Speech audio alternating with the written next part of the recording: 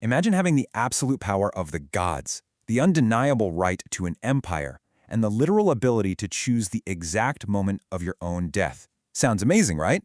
But what if you used all of that power to lock yourself inside a lifelong prison of your own making? Welcome to This Explainer.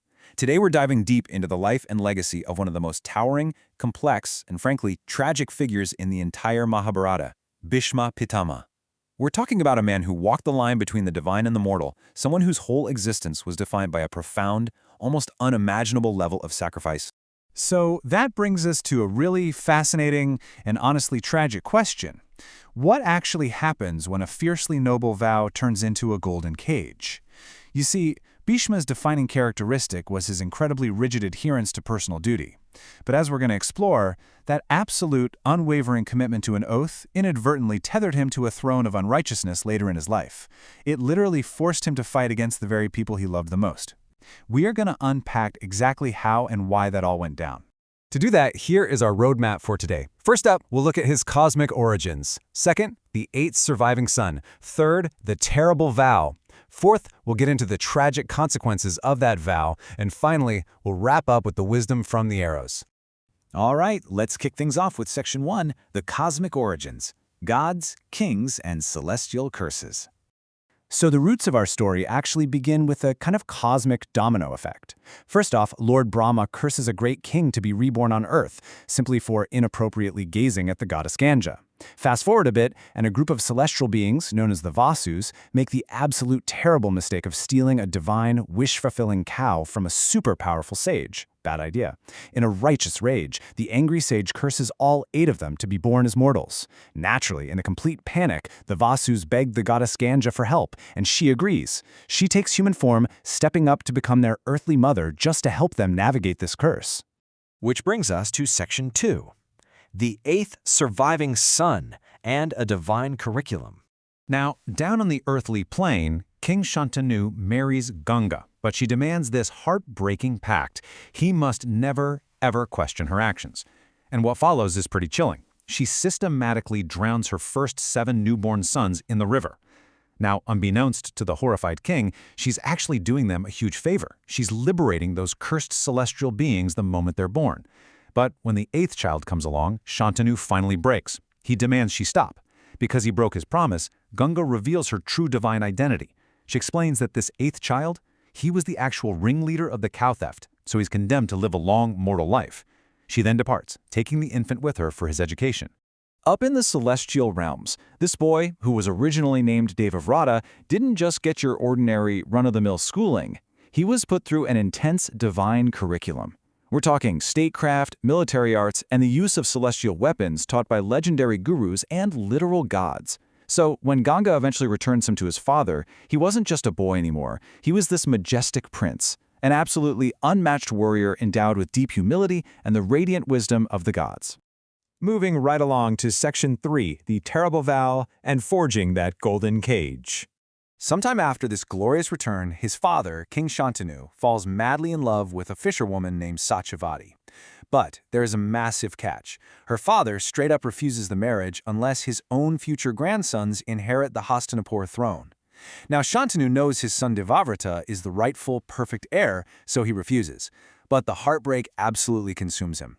Seeing his father wasting away in this silent, heavy grief, the prince decides, you know what, I'm going to take matters into my own hands, and he goes to negotiate directly. To secure his father's happiness, the prince makes 2 completely monumental sacrifices. First, he permanently renounces his right to the throne. But the fisherman pushes back, arguing, well, what if your future children wage war for the crown later? So the prince takes a second, utterly devastating oath, a lifelong vow of absolute celibacy. This dual sacrifice right here, this is what locked him inside that golden cage of his own making. He ensured no heir from his bloodline could ever challenge the throne. And because of this unimaginably harsh, terrible vow, he was forever renamed Bhishma. The heavens themselves were so moved by this staggering act of filial piety that the demigods granted him a divine boon, Ichya Marana. This gave him the extraordinary, unparalleled power to choose the exact moment of his own death. He wasn't immortal, mind you, but death literally could not claim him until he explicitly gave it permission. Let's dive into Section 4, the tragic consequences, bound to the unrighteous throne. Now, Bhishma's absolute loyalty was meant to be a shield for his family, but instead it ended up being weaponized against him. By vowing to serve whoever sat on the throne, he was forced into some truly devastating compromises. For instance, in his duty to find brides for his weaker half-brothers, he abducted 3 princesses, inadvertently ruining the life of Princess Amba and sparking a brutal 23-day war with his own guru. And decades later, that exact same oath bound him to a corrupt regime, forcing him to literally slaughter the armies of the Pandavas, the very grandsons he cherished above all else. This systemic tragedy finally peaks on the battlefield of Kurukshetra. Remember Princess Amba? Well, consumed by a desire for vengeance, she is reborn as the warrior Shikhandi. During the Great War, Bhishma commands the opposing Kaurava forces for 10 devastating days, and he proves completely unbeatable. Realizing this, the Pandava warrior Arjuna follows divine advice and places Shikhandi right in front of his chariot.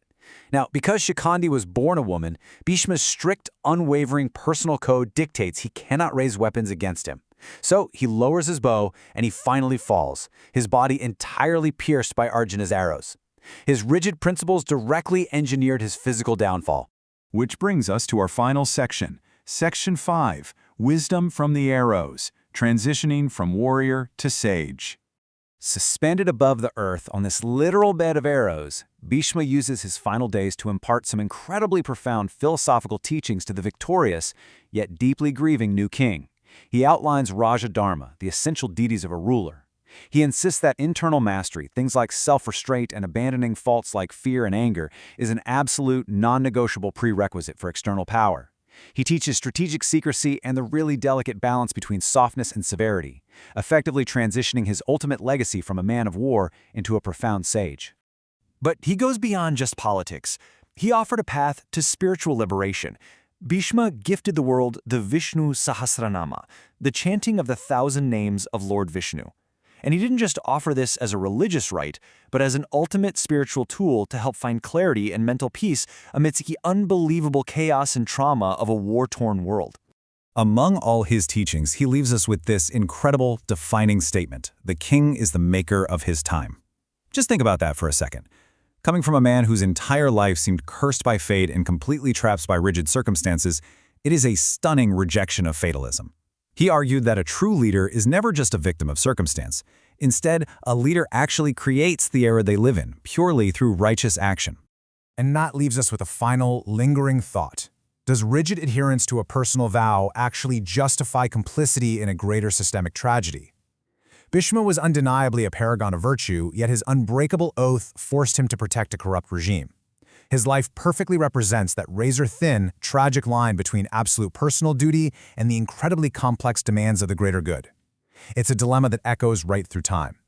Thank you so much for joining me for this explainer, and I really hope this leaves you wanting to explore the fascinating complexities of your own dharma.